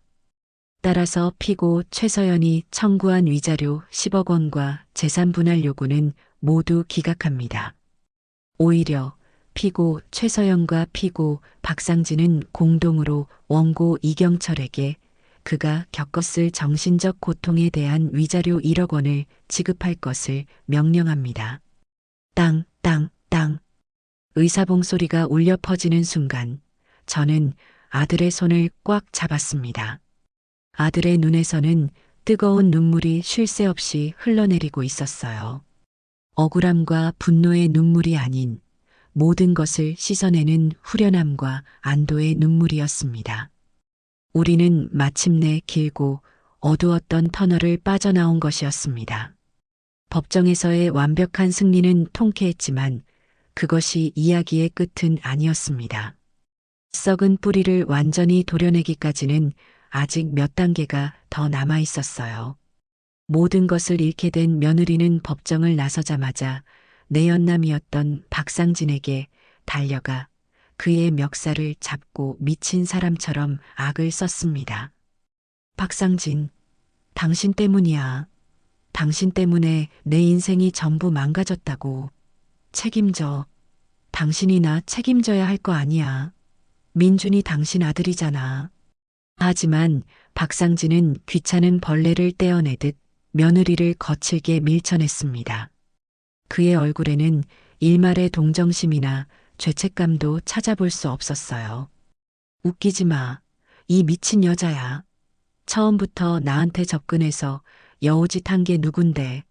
능력 없는 남편 대신 비빌 언덕이라도 만들어 놓고 싶었던 거 아니냐고. 내가 네 수작에 노란한 죄밖에 더 있어? 어디서 감히 나한테 책임을 물어. 뭐? 당신 어떻게 그런 말을. 그리고 위자료? 내 변호사랑 이야기해. 앞으로 2번 다시 내 눈앞에 나타나지도 말고 연락도 하지 마. 당신 같은 오물 때문에 내 사업까지 망칠 수는 없으니까. 그 애가 내 아들이라는 증거 있어? 호적에도 못 올리는 자식. 나한테는 그냥 짐 덩어리일 뿐이야. 애초에 네가 남편 관리만 잘했어도 이렇게는 안 됐잖아. 모든 게 다 네 잘못이라고. 박상진은 며느리에게 온갖 모욕적인 말을 퍼부은 뒤 바닥에 침까지 뱉고는 자신의 차를 타고 사라져버렸습니다. 믿었던 마지막 동아줄마저 눈앞에서 끊어져 버린 며느리는 법원 앞 차가운 시멘트 바닥에 주저앉아 한참 동안이나 넋 나간 사람처럼 허공만 바라보고 있었습니다. 그 소식은 삽시간에 며느리의 친정에도 알려졌습니다. 그동안 며느리는 자신의 친정이 강남에 빌딩 몇 채를 가진 알부자인 것처럼 행세하고 다녔지만 실장은 빚더미에 올라앉아 야반도주까지 고민하던 상황이었어요.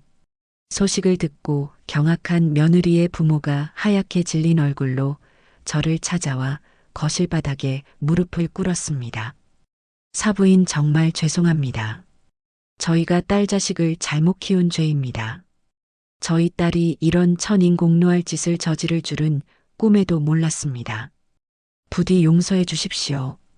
저는 그들을 원망하지는 않았습니다. 그저 모질게 말할 뿐이었죠. 일어나세요. 용서는 제가 아니라 하늘에 계신 제 남편과 피눈물을 흘린 제 아들에게 비셔야 할 겁니다. 다시는 찾아오지 마십시오. 며느리의 부모는 집으로 돌아가 자신들에게까지 불똥이 튈까 두려워 딸과의 연을 끊어버렸다고 합니다. 이 망할 년, 네가 우리 집안을 다 망쳐놨어.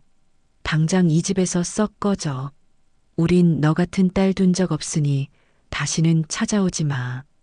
시댁과 내연남, 그리고 마지막 버팀목이었던 친정에서마저 버림받은 며느리는 이제 기댈 곳 하나 없는 완벽한 외톨이가 되었습니다.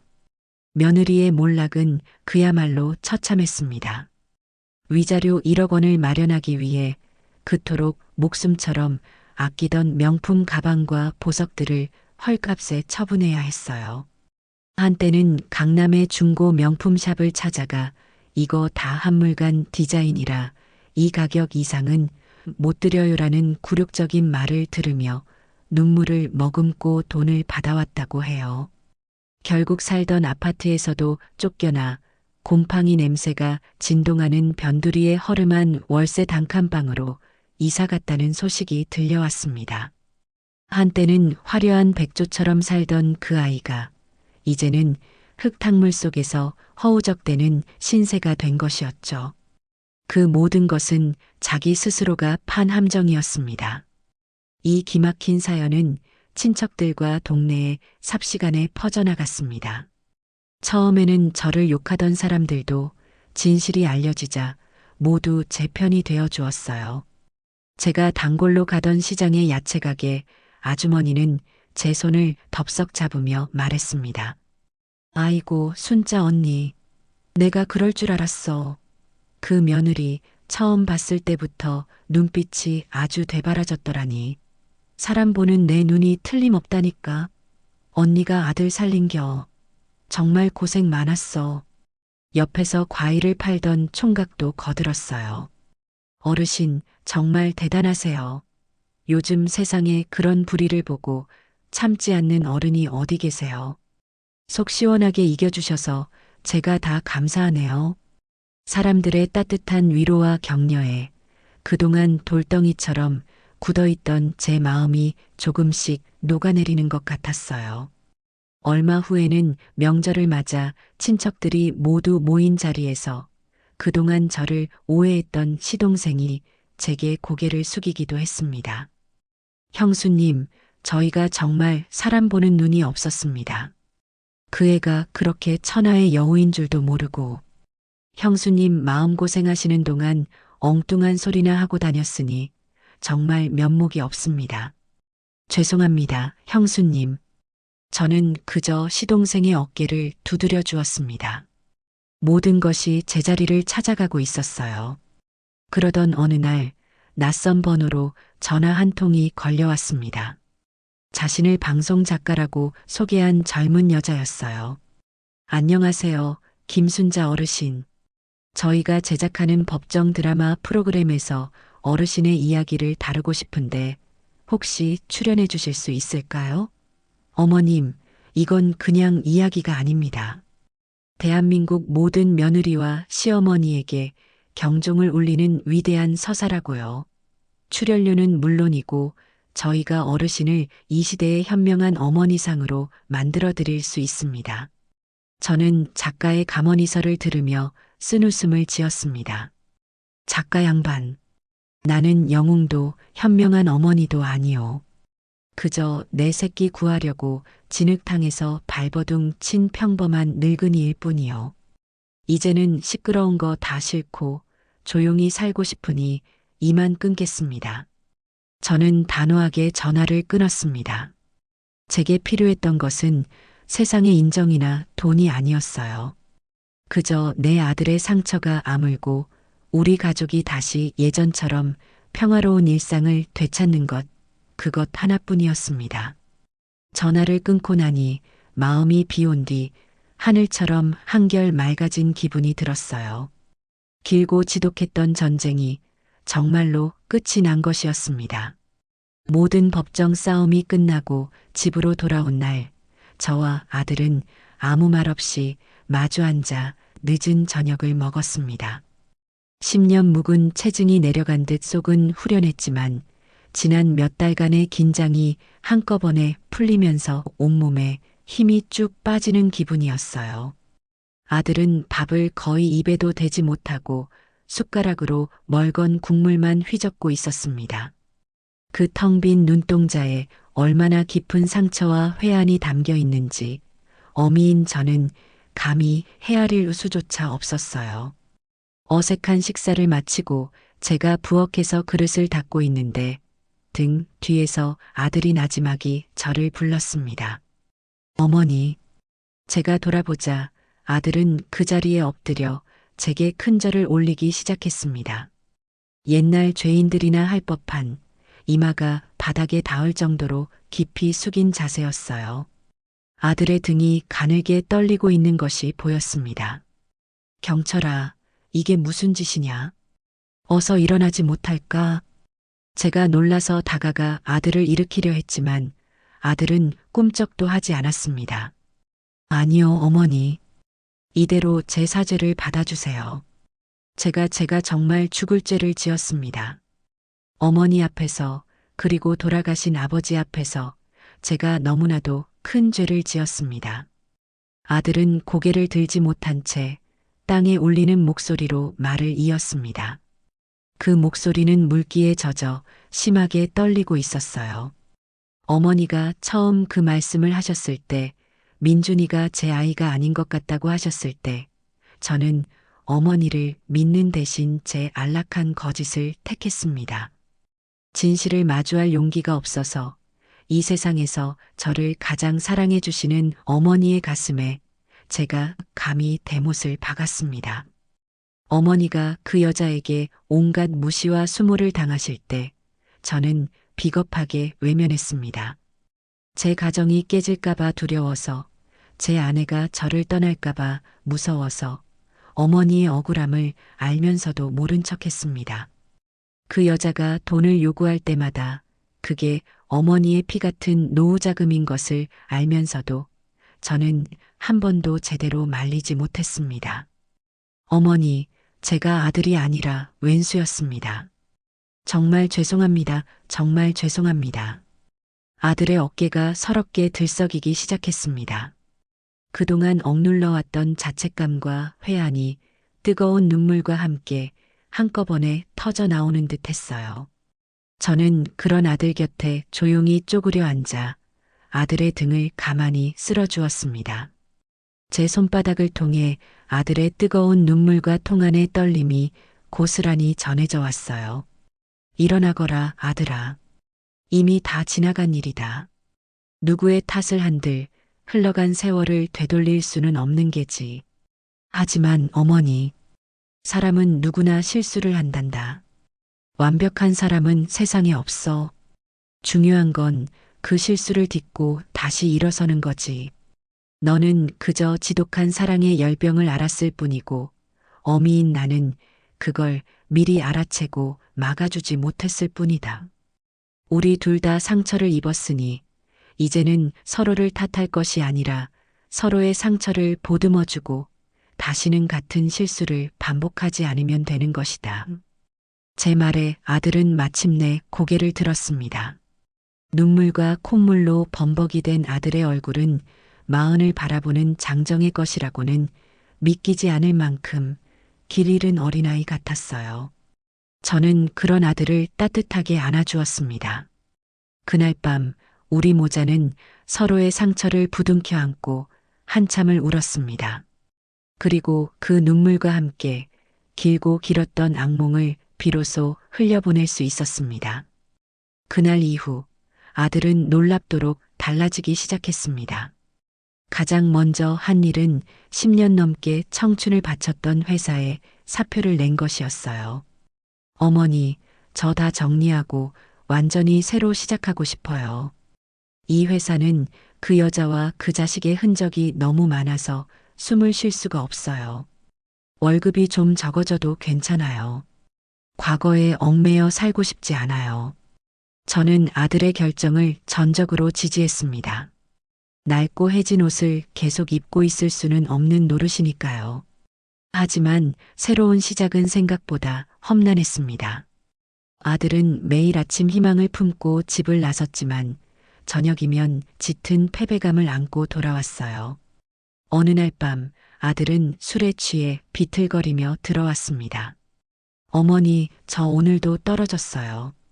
면접관이 그러더군요. 이경철 씨의 경력은 훌륭하지만 우리 회사가 원하는 인재상과는 조금 다른 것 같습니다. 솔직히 말해 이 나이에 새로운 시작을 하기엔 너무 늦은 것 같네요. 라고요. 아들은 식탁에 엎드려 엉엉 울었습니다. 제가 정말 이렇게 쓸모없는 인간이 된 것 같아요. 어머니. 아무도 저를 원하지 않아요. 저는 그런 아들의 등을 두드리며 말했습니다. 경철아, 그 사람들이 뭘 안다고 그런 소리를 하니? 그건 네가 쓸모없어서가 아니라 그 회사가 너라는 큰 그릇을 담아내기에는 너무 작았기 때문이다. 보석의 가치를 알아보지 못하는 사람들에게 선택받지 못했다고 해서 보석이 돌멩이가 되는 것은 아니란다. 너무 조급해하지 마라. 이 어미는 내 아들이 세상 최고의 보석이라고 굳게 믿는다. 제 격려 덕분이었을까요? 아니면 하늘에 계신 남편이 도운 것일까요? 며칠 뒤 기적 같은 일이 일어났습니다. 국내에서 누구나 알만한 최고의 기업에서 아들에게 연락이 온 것이었어요. 경쟁사의 핵심 인력이었던 아들의 능력을 눈여겨보고 파격적인 조건으로 스카우트 제의를 해온 것이었습니다. 예전 직장과는 비교도 할 수 없는 연봉과 직급이었어요. 어머니, 저 됐어요. 합격했어요. 이게 꿈은 아니겠죠? 아들은 합격 통지 메일을 제게 보여주며 아이처럼 기뻐했습니다. 저와 아들은 서로를 부둥켜 안고 한참 동안이나 기쁨의 눈물을 흘렸어요. 그것은 단순한 성공이 아니었습니다. 지독한 절망의 잿더미 속에서 제 아들이 스스로의 힘으로 다시 피워낸 찬란한 희망의 불꽃이었습니다. 아들이 새 직장에 첫 출근을 하기 전 우리 모자는 짧은 여행을 떠났습니다. 목적지는 동해의 한적한 바닷가 마을이었어요. 푸른 바다와 하얀 파도를 보며 그동안 쌓였던 마음의 응어리들을 모두 털어버리고 싶었습니다. 기차 안에서 아들은 조심스럽게 속마음을 털어놓았어요. 어머니, 저는 다시는 사랑 같은 거 못할 것 같아요. 마음을 주는 게 너무 무서워요. 경철아, 사랑에 대었다고 사랑을 포기하는 건 길 가다 돌부리에 넘어졌다고 해서 다시는 걷지 않겠다고 다짐하는 것과 같은 게다. 넘어진 자리에서 툭툭 털고 일어나 다음에는 넘어지지 않도록 조심하며 걸으면 되는 거야. 더 좋은 인연이 너를 기다리고 있을 게다. 이 어미는 믿는다. 바닷가에 도착해서는 회를 파는 작은 식당에 들어갔습니다. 아들은 서툰 솜씨로 제 앞접시에 회를 놓아주며 말했어요. 아버지께서 생전에 회를 참 좋아하셨는데 살아계셨으면 오늘 정말 좋아하셨을 텐데요. 그럼 좋아하셨지. 아마 저 바다만큼이나 넓은 어깨로 너를 꽉 안아주셨을 게다. 내 아들 장하다 하시면서 우리는 돌아가신 아버지를 추억하며 웃고 또 울었습니다. 그동안 잊고 지냈던 소중한 기억들이 파도처럼 밀려와 우리의 상처 입은 마음을 부드럽게 어루만져 주었어요. 그날 밤 바닷가 민박집에서 아들은 제게 말했습니다. 어머니, 고맙습니다. 저를 포기하지 않아 주셔서 정말 고맙습니다. 그 여행을 기점으로 우리 모자는 비로소 과거의 상처에서 완전히 벗어나 새로운 삶을 향해 나아갈 용기를 얻을 수 있었습니다. 평화로운 일상이 계속되던 어느 날 저는 시장에서 장을 보고 돌아오다가 아들의 옛 아파트 이웃이었던 수정 엄마를 우연히 만났습니다. 그녀는 저를 보자마자 반가워하며 다가와 한참 동안이나 안부를 물었어요. 그리고는 주변 눈치를 살피며 목소리를 낮춰 말했습니다. 어머님, 들으셨어요? 그 최서연 씨 말이에요. 아주 꼴이 말이 아니게 됐더라고요. 결국 그 아파트에서 쫓겨나서 어디 변두리 반지하 단칸방으로 갔다던데 얼마 전에는 동네 마트에서 분유랑 기저귀 훔치다 걸려서 경찰서까지 갔었대요. 애는 또 어찌나 빽빽 울어대는지 보는 사람이 다 민망할 정도였다니까요. 저는 아무 말 없이 듣고만 있었습니다. 수정 엄마는 더욱 신이 나서 떠들어댔어요. 그게 끝이 아니에요. 글쎄, 며칠 전에는 동네 공원 벤치에 애를 그냥 버려두고 도망간 걸 어떤 사람이 발견해서 신고했대요. 밤새 애가 혼자 벤치에서 덜덜 떨면서 울고 있었다지 뭐예요. 결국 애는 보육시설로 보내졌다고 하더라고요. 아니, 아무리 그래도 그렇지. 어떻게 자기 자식을 정말 천벌받을 사람이에요. 그 말을 듣는 순간 제 마음 한쪽이 쿵 하고 내려앉는 것 같았습니다. 최서연에 대한 동정심 때문은 아니었어요. 아무것도 모른 채 세상에 버려진 그 어린 것, 민준이가 마음에 밟혔습니다. 제 핏줄은 아니었지만 한때는 제 손주라 믿으며 제 무릎에 앉히고 제 품에 안았던 아이였으니까요. 집에 돌아와 아들에게 그 이야기를 전해주었습니다. 아들은 굳은 얼굴로 한참 동안이나 말이 없었어요. 그 아이는 이제 우리와는 아무 상관없는 아이입니다. 어머니, 신경 쓰지 마세요. 아들의 목소리는 차갑게 잘라 말했지만 그 눈빛은 지진이라도 난 듯 심하게 흔들리고 있었습니다. 저는 그런 아들의 손을 잡고 말했어요. 경철아, 네 마음이 어떤지 안다. 그 아이 얼굴만 봐도 끔찍한 지난 날이 떠오르겠지. 하지만 경철아, 아이는 죄가 없다. 우리는 그 아이를 미워하는 것이 아니라 그 아이를 이용해 우리를 기만한 그 어미의 죄를 미워하는 것이다. 하지만 내 돌아가신 아버지를 생각해봐라. 그분은 그 아이를 진심으로 당신 손주라 믿고 온 마음을 다해 사랑했다. 비록 그것이 거짓 위에 세워진 사랑이었다 할지라도 그 마음만큼은 진짜였어. 우리가 그 아이를 외면한다면 그것은 내 아버지의 그 순수했던 마음까지 더럽히는 것이나 다름없다. 우리는 그 아이를 돕는 게 아니라 돌아가신 내 아버지의 그 마음을 지켜드리는 거다. 제 말에 아들은 고개를 숙인 채 뜨거운 눈물을 뚝뚝 흘렸습니다. 며칠 뒤 저와 아들은 민준이가 머물고 있다는 보육원을 찾아갔습니다. 멀리서나마 아이의 얼굴을 보고 싶었지만 행여나 아이에게 혼란과 상처를 줄까봐 차마 그러지는 못했어요. 대신 우리는 이름 없는 후원자라는 이름으로 아이가 건강하게 자립할 수 있을 때까지 매달 일정 금액을 후원하기로 약속하고 돌아왔습니다. 그것이 우리가 그 아이에게 해줄 수 있는 최소한의 도리이자 우리 스스로의 마음을 지키는 방법이었습니다. 한편 내연남이었던 박상진 역시 그 죗값을 톡톡히 치르고 있었습니다. 상간남 소송으로 망신을 당한 사실이 업계에 파다하게 퍼지면서 오너 리스크가 부각되어 회사의 주가가 반토막이 났다고 해요. 믿었던 투자자들은 등을 돌렸고 야심차게 추진하던 대규모 프로젝트들도 줄줄이 무산되면서 한때는 잘 나가던 그의 회사가 부도 위기에 몰렸다는 기사를 신문에서 보았습니다. 그야말로 자업자득이었죠. 그리고 어느 비가 억수같이 쏟아지던 늦은 저녁, 저희 집 초인종이 울렸습니다. 인터폰 화면에는 쫄딱 비에 젖은 생쥐꼴을 한 최서연이 서 있었어요. 저는 문을 열어주지 않았습니다. 무슨 일이냐? 어머님, 제발 문 좀 열어주세요. 제가 다 잘못했어요. 제발이요. 화면 너머로 그녀의 애절한 목소리가 들려왔습니다. 저는 잠시 망설이다 현관문을 아주 조금만 열었습니다. 문틈으로 보이는 최서연의 모습은 처참하기 그지없었어요. 그녀는 저를 보자마자 그 자리에 무릎을 꿇었습니다. 어머님, 저 좀 살려주세요. 지금 당장 지낼 곳도 없고 며칠째 굶어서 이대로 가다가는 길에서 죽을 것 같아요.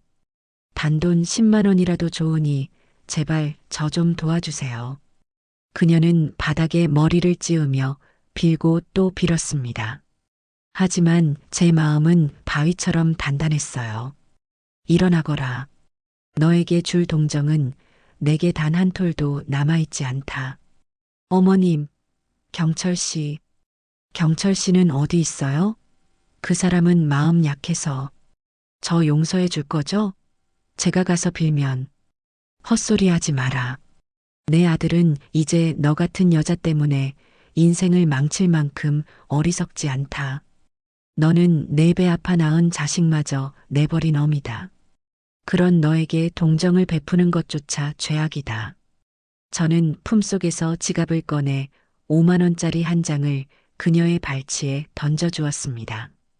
이 돈으로 따뜻한 국밥 한 그릇 사 먹고 정신 차려라. 그리고 내 인생의 죗값은 내가 오롯이 짊어지고 가거라. 네가 내 아들에게 그리고 먼저 간 내 남편에게 주었던 그 깊은 상처를 평생 거울 삼아 네 자신을 돌아보며 살아. 그것이 내가 너에게 베푸는 마지막 가르침이자 마지막 동정이다. 다시는 내 앞에 그리고 내 아들 앞에 나타나지 마라. 저는 그 말을 끝으로 현관문을 닫고 빗장을 걸었습니다. 문 밖에서 한참 동안이나 최서연의 울부짖는 소리가 들려왔지만 저는 더 이상 돌아보지 않았어요. 그것이 그 길고 질긴 악연과의 완벽한 끝이었습니다. 그 후로 2년이라는 시간이 평화롭게 흘렀습니다. 제 아들 경철이는 과거의 상처를 완벽하게 극복하고 이제는 누구보다 든든하고 현명한 남자로 성장했어요. 회사에서는 능력을 인정받아 최연소 부장으로 승진했고 주말이면 저를 모시고 좋은 곳으로 나들이 가는 것을 낙으로 삼는 다정한 아들이에요. 찡그린 얼굴로 마지못해 저를 대하던 예전과는 완전히 다른 사람이 되었죠. 저는 그런 아들에게 좋은 인연이 나타나 주기를 간절히 바랐습니다. 어머니, 저는 그냥 이렇게 어머니랑 둘이 사는 게 좋아요. 다시는 누구를 믿고 마음을 줄 자신이 없어요. 예, 경철아. 넘어졌다고 해서 평생 기어다닐 수는 없는 일이다. 좋은 사람은 세상에 분명히 있단다. 마음의 문을 너무 굳게 닫아두지는 마라. 제 기도가 통했던 것일까요? 어느 날 아들이 수줍은 얼굴로 제게 말했습니다. 어머니, 드릴 말씀이 있어요. 제가 만나는 사람이 생겼어요. 저는 얼마나 기뻤는지 모릅니다. 아들은 회사 동료의 소개로 한 여자를 만났고 조심스럽게 사랑을 키워나가고 있다고 했어요.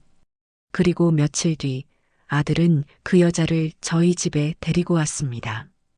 김수진이라는 이름의 그녀는 화려했던 최서연과는 모든 면에서 정반대인 사람이었어요. 화장기 없는 수수한 얼굴에 단정한 옷차림, 그리고 무엇보다 그 사람의 눈빛이 참 맑고 따뜻했습니다. 안녕하세요, 어머님. 경철 씨한테 말씀 많이 들었어요. 꼭 한번 찾아뵙고 싶었어요. 수진 양은 제 손을 꼭 잡으며 환하게 웃어 보였어요. 그 손에서 느껴지는 온기에 저는 첫 만남부터 마음의 문을 활짝 열게 되었습니다. 그녀는 값비싼 선물 대신 제가 평소 무릎이 좋지 않다는 말을 아들에게 전해 들었다며 직접 다려온 따뜻한 웃을 차를 내밀었어요. 그 속 깊은 마음에 저는 감동하지 않을 수 없었습니다. 우리는 함께 저녁을 먹었습니다. 제가 차린 소박한 나물 반찬과 된장찌개를 수진 양은 정말 복스럽게도 맛있게 먹어주었어요.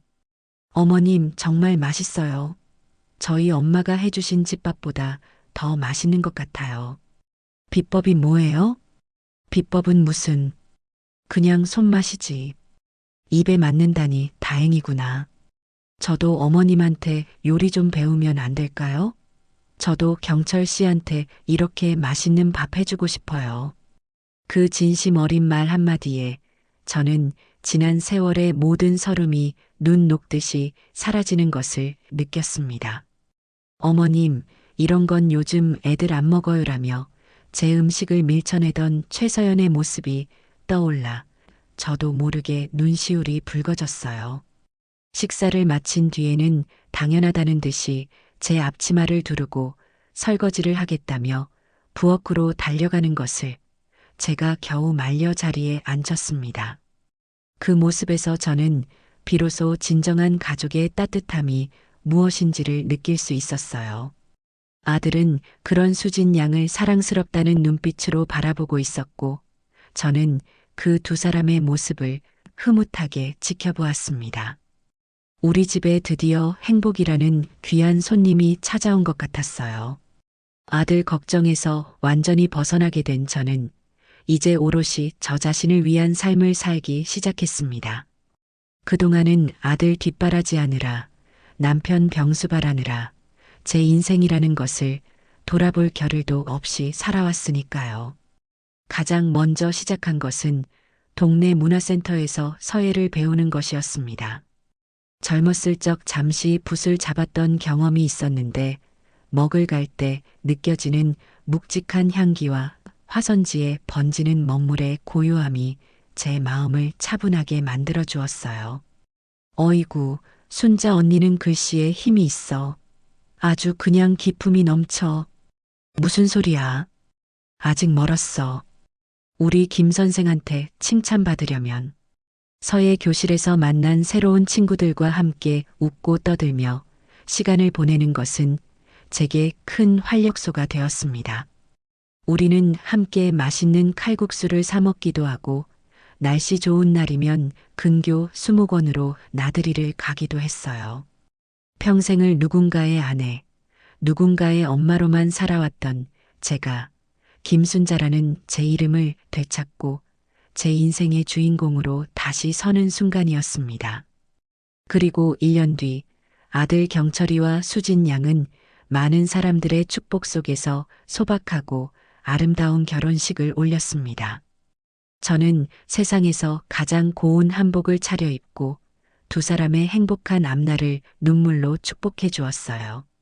새며느리, 아니, 이제는 제 딸이 된 수진이는 제게 정말 친딸 이상으로 잘해주었습니다.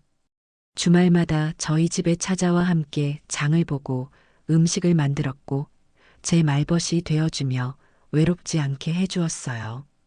그리고 또 1년이 지났을까 제게는 평생 잊지 못할 또 하나의 선물이 찾아왔습니다. 바로 눈에 넣어도 아프지 않을 제 진짜 손주가 태어난 것이에요. 산부인과에서 아들의 전화를 받고 택시를 타고 달려갔을 때 저는 갓 태어난 작고 붉은 아기를 품에 안고 한참 동안이나 눈물을 흘렸습니다. 아가야, 할미한테 와줘서 고맙다. 정말 고맙다. 아기는 제 아들 경철이의 갓난아기 시절 모습을 쏙 빼닮아 있었습니다. 동그란 얼굴형과 짙은 눈썹은 먼저 간 제 남편의 판박이었어요.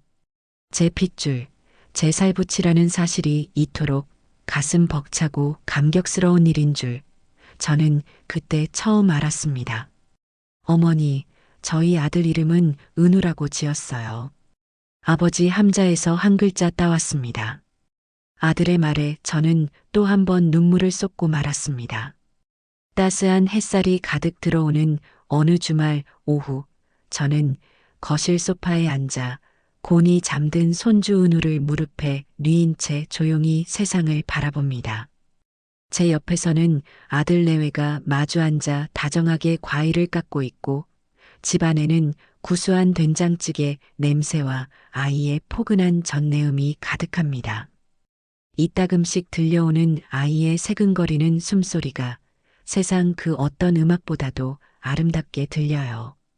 문득 지난 날들이 주마등처럼 스쳐 지나갑니다. 의심의 씨앗이 싹트던 그날부터 지옥 같았던 법정 싸움, 그리고 모든 것을 바로잡기까지 참으로 길고 험난한 시간이었습니다.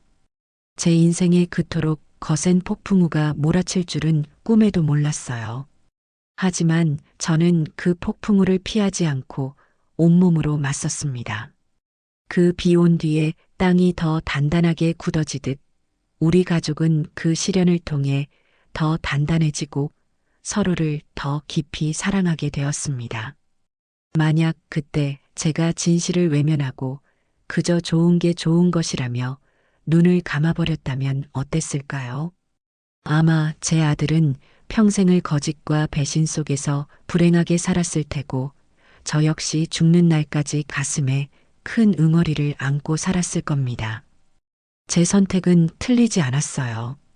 저는 잠든 손주의 보드라운 뺨에 가만히 입을 맞춥니다.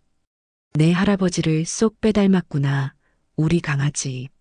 하늘에 있는 남편에게 이제는 정말 걱정하지 마시라고 우리가 이렇게 행복하게 잘 살고 있다고 마음속으로 조용히 이야기합니다. 그래, 인생이란 이런 것이겠지요. 거센 폭풍우가 지나간 자리에 더 찬란한 무지개가 뜨는 법이니 내 인생의 무지개는 바로 지금 여기에 있었습니다.